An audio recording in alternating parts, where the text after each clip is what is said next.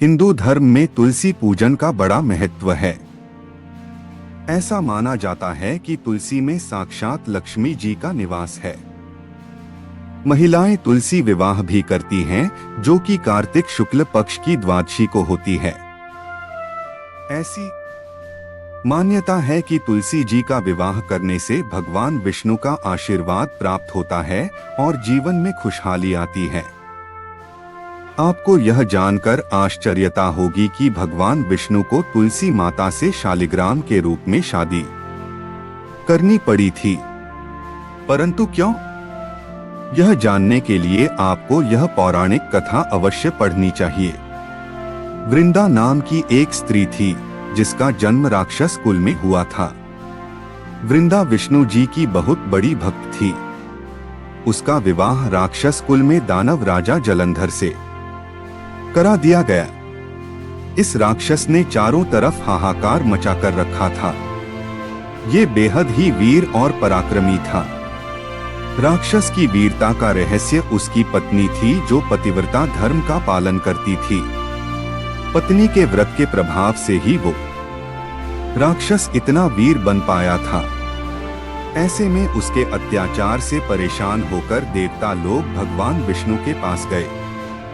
सभी देवताओं की प्रार्थना सुनकर भगवान विष्णु ने वृंदा का पतिव्रता धर्म भंग करने का निश्चय कर लिया। भगवान विष्णु ने जलंधर का रूप धारण किया और वे वृंदा के महल में पहुंच गए। जैसे ही वृंदा की नजर अपने पति पर पड़ी, वे पूजा में से तुरंत उठ गई और उसने जलंधर का रूप धारण किए भगवान विष्णु के चरण छू लिए। वृंदा का पति जालंधर युद्ध कर रहा था, लेकिन जैसे ही वृंदा का सतीत्व नष्ट हुआ, उसके पति का कटा हुआ सिर उसके आंगन में आ गिरा। वृंदा सोचने लगी कि यदि सामने कटा पड़ा सिर मेरे पति का है, तो जो व्यक्ति मेरे सामने खड़ा है, यह कौन है? वृंदा के पूछने पर भगवान विष्णु अपने वास्तविक रूप में आ गए।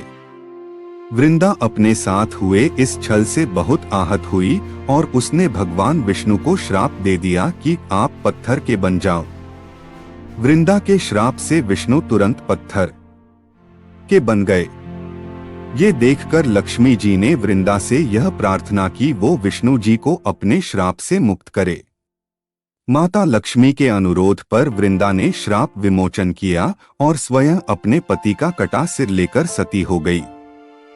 वृंदा की राख से एक पौधा निकला, जिसे भगवान विष्णु ने तुलसी के पौधे का नाम दिया और कहा कि शालिग्राम नाम से मेरा एक रूप इस पत्थर में रहेगा, जिसकी पूजा तुलसी के साथ ही की जाएगी।